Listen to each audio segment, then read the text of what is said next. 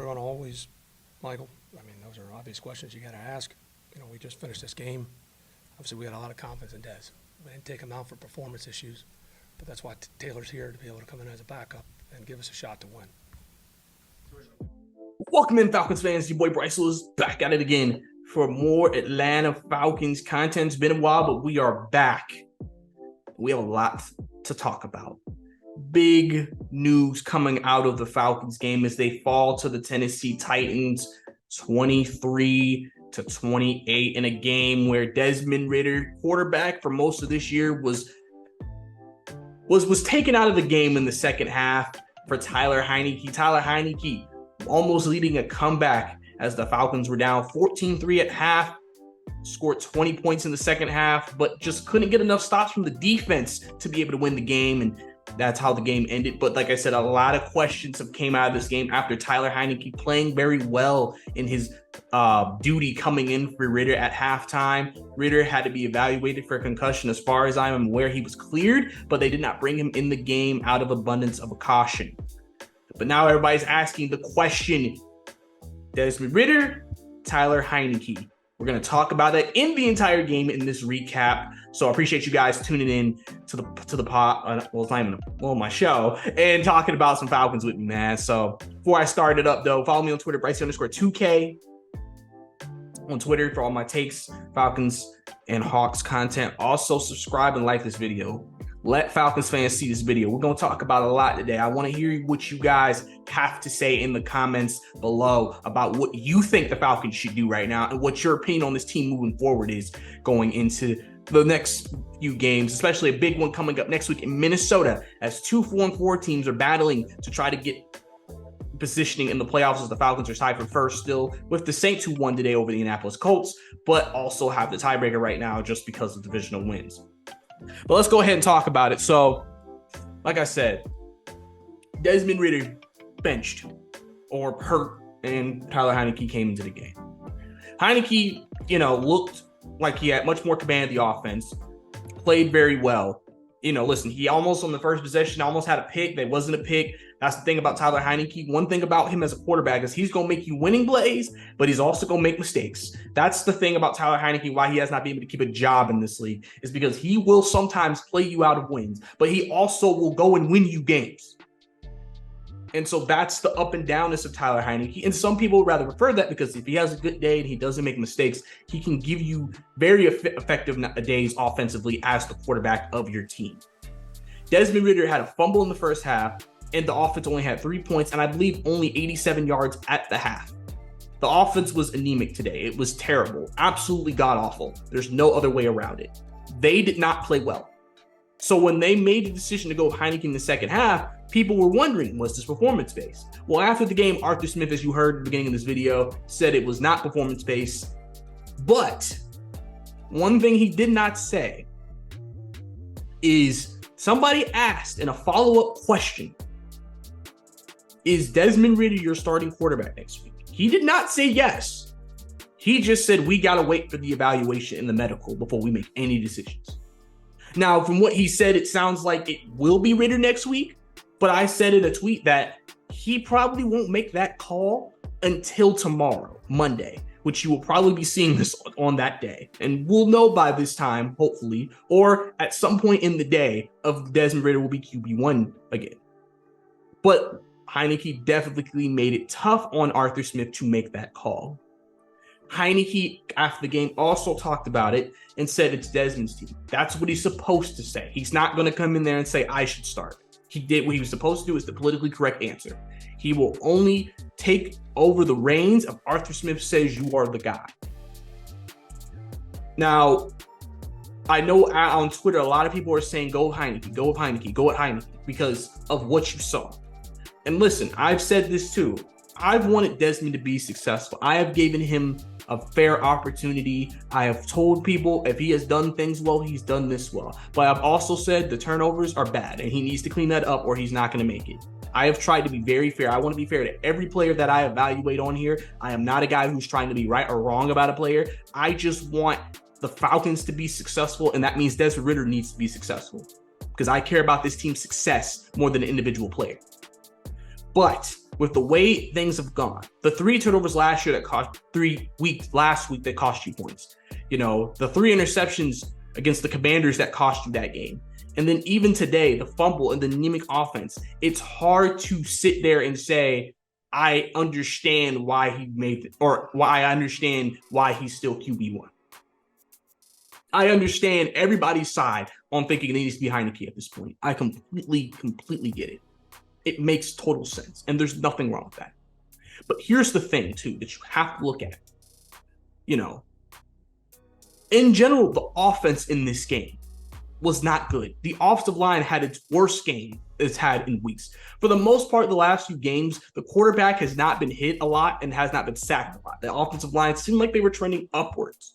Titans, one of their strengths is their defense and their defensive line, and they showed that today. The one thing about this game, a lot of Falcons fans came into this game thinking we should easily beat Tennessee. I was not on that bandwagon. I always say they're a very well-coached team. They're well-coached. This is not a team that you can just out-coach because they're just undisciplined. They're coached well. Ryan Tannehill, before he was out, threw 2 touchdowns and 6 interceptions on the season. He has worse numbers than Desmond Ridder. And then the Titans were 2-4. Well, it makes sense why they're 2-4. If your starting quarterback, threw 2 touchdowns and 6 interceptions. And then also Will Levis. Will Levis was a very controversial quarterback prospect coming into the draft this year. A guy who looks like, from a talent perspective, could be a franchise quarterback. But people just didn't know with the lack of success he had at Kentucky, especially in his last year, if he really was that good, if he really was meant for the league. Today's game, you kind of saw the flashes of his talent. But with all those reasons, that's why Falcons fans felt like this was the game that we should win. But I just was not on that bandwagon because I knew Tennessee is a team that will play hard and is well coached. They got Derrick Henry still, DeAndre Hopkins. If we are not on our P's and Q's, we will not think this game will not go as smooth as you think. And as you saw, it did not go smooth at all. The defense had its worst game of the year. And listen, we ask a lot of this defense. Like I've said, we ask a lot of this defense. The defense has had to keep us in so many games. They were due to potentially have a game where they weren't good. And this was that game. One thing about this team is they have a lack of pass rush, even though it's been a little bit better the last few weeks. And the fact that they can give up big plays in the secondary, which they did. They gave up 3 big play touchdowns. And so that hasn't been good either. Hopkins got 1. They got 1 at the end of the game on Jesse Bates. It's one of those things where they got to clean that up. They got to play better. But at the same time, I'm not particularly worried about this defense. All right? I'm not. But back to the offense. Running game was abysmal today, too. After having a solid running game last week, the running game just was not good this week. It was not effective again. And that's been an issue. And again, I've noticed offensive line had its worst game all around. And you saw that in this game. Jeffrey had dominated this team.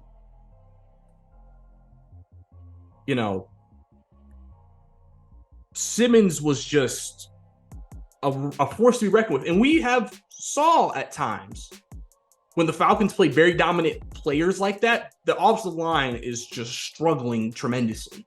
And that affects every part of the offensive operation. And then we can also talk about Arthur Smith's play calling. Sometimes he's a little too cute. And one question that I have, after seeing how they played in the second half and the offense looking more fluently with Tyler Henicke at quarterback, it looked very nice, very easy, very flow. You didn't question play calls. It looked good. One question I have now is it possible because Desmond Ridder had some struggles and he wasn't seeing the field as well and he didn't have as much of a command as we thought maybe he had, that some of Arthur Smith's play calling was due to trying to overcompensate for Desmond Ridder? That's a question that I have. Maybe. I don't know. Maybe that's why he tried to get cute, because he said, I have to be different to move the ball with Desmond as my quarterback. Where Tyler, he can just play. He could just say, this is what we're doing, and you need to go execute. That's just a possibility. I don't know. But overall, this team, this offense, has just been such an up and down ship all year long with Desmond at quarterback. And Desmond has been up and down all year long as the quarterback of this team. And today has just opened up a can that now has to be answered. Who will be the starting quarterback next week? And then even if they go out with Desmond Ridder, this situation is now maybe giving me vibes of Ryan Fitzpatrick, Tua Tagovailoa. Remember, I don't know if y'all remember that situation in Miami where Ryan Flores was head coach. Tua, they randomly started Tua out of the blue. People wondered if Tua was ready. He played, and he struggled. Tua was not good his rookie year. He struggled a lot.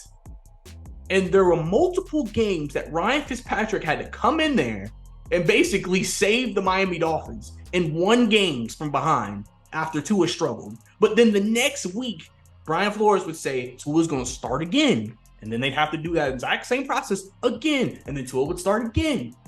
And people were just like, why don't you just go with Tua? If you clearly believe Ryan Fitzpatrick can win you games because you're doing that. And that's what this reminds me of if they go with Ridder. Because now, if Ridder struggles again next week, and you just saw what Tyler Henicke did, it's going to be hard to justify that decision. Because now if you start doing that and start putting Henicke in there, it's like, dude, like you might as well just make Henicke the guy. And the thing about Arthur Smith, and a lot of people are like, listen, whatever decision you make, man, could cost you your job. So you really need to make sure you are ready and committed to whatever decision you're going to make. Because this next quarterback decision and just decisions he'll make in general as he coaches the rest of the season could be a big make or break for his career as an Atlanta Falcons head coach. But one thing I really want to point out here is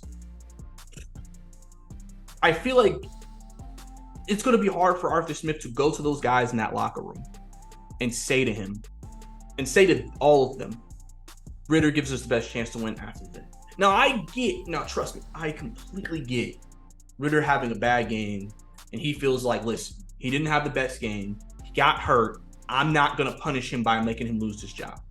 But this is also a next man up league. And if Henicke plays well, in your head of your Arthur Smith, you can't forget that.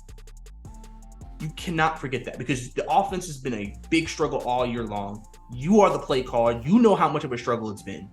There's no way you could sit here and say, I'd rather keep struggling than potentially go to a guy who can make this offense flow a little bit better.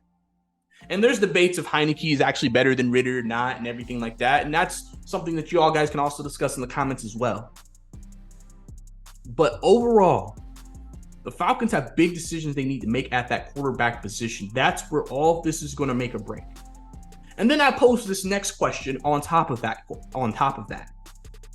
If you do go with Henicke for the rest of the year, let's just say they go for Henicke and he's the starting quarterback, then what is your plan at quarterback if you're the Falcons? Let's just say hypothetically Falcons make the playoffs, lose in the first round, whatever, wild card, whatever. Let's just say hypothetically that happens. What do you do at quarterback? Do you risk drafting another quarterback next year? If you're a playoff team, you're not going to be in the top 10. And it's going to cost you a lot to get into the top 10 coming from the 20s. But this quarterback class is extremely deep. You may be still able to get a good quarterback in those 20s. You may be able to do that. But are you willing to risk another developing situation, another new quarterback who's brand new to the league in a year 4 where you know your team is going to feel like we are trying to take the next step? We made the postseason. We want to make it to the Super Bowl. Because Jesse Bates is going to be here next year. So we think Terrell is going to be here next year. They might sign back Okudah. You know, Grady's going to be here. David Onyemata is going to be here. Drake London's going to be here. Kyle Pitts is going to be here. A lot of these talented guys are going to be here. Bijan's going to be here. So next year, this team should still be good, just roster-wise. You just got to make changes. And one of the biggest changes you may have to make is your quarterback position. Do you go with a rookie? Or do you go for a veteran? And who's going to be available? Right now, there's no stars available. But it depends. Do you think you can bring a quarterback to Atlanta within your system and think that they will thrive here? Your quarterback options are Ryan Tannehill, which I think is cooked. Kyler Murray, listen, he's very controversial. He has had moments where he's played great football and showed people why he's a franchise quarterback. but he's also had moments where he has not played well, especially at the end of seasons in those last couple of years of Cliff Kingsbury. Has not played well in those end of the seasons. And people have said that's also because Cliff's offense is very predictable. It's very simple, and defenses were just able to catch on to it. But Kyler Murray would probably be maybe some people's number one option. Justin Fields, if this new quarterback continues to play well, especially, like I said, you'll be seeing this tomorrow, but if he plays well on Sunday Night Football, is that a potential chance that Justin Fields is moved? Kirk Cousins was somebody you heard, but he just tore his Achilles. He won't play next week against the Falcons. Jaren Hall will be the quarterback, which I'll get to in a second. So what do you do there? What do you do there if you're the Falcons? What is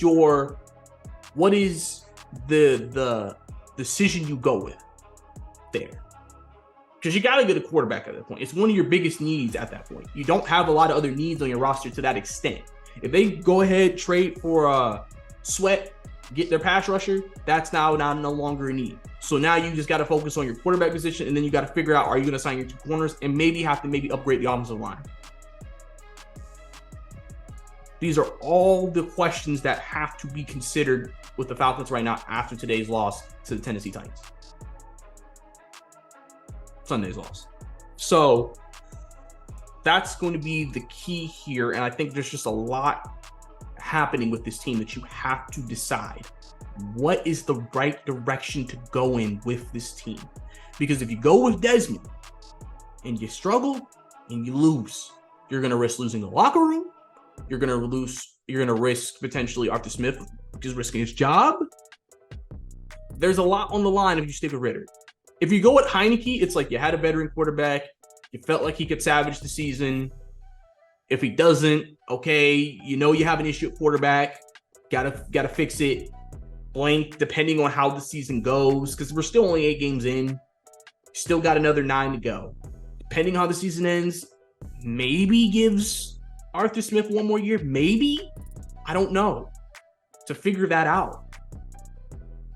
You go with Ritter and he struggles, and let's say the team finishes like 7 wins, 8 wins again. It's another losing season. It's going to be hard justifying keeping Arthur Smith with a 1-win improvement. So, especially when you added so much talent to this team, this roster.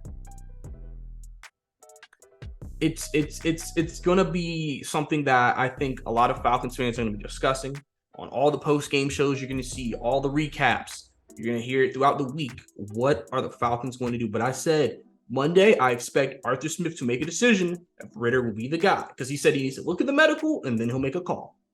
He's not going to make a commitment right after a game. He wants to take time. He wants to look through the process before making a call like that.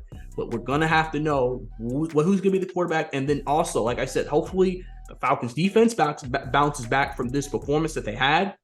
The running game gets back on track and the offensive line plays better. Because like I said, and special teams get Mike Hughes out punt returns. You need to get, I have been saying, why is Scotty Miller not a punt returner? I would rather have Scotty Miller back there than Mike Hughes. That's just me. I would rather have that. So that's just me. And I want to address something else before I go and then preview the Vikings quickly. Going back to Will Levis, I just want to say, if you know me personally, I have worked in Lexington the last 2 years. I just moved to South Carolina. So I've been there for, 2.5. So I've been there for Levis's 2 seasons in Lexington.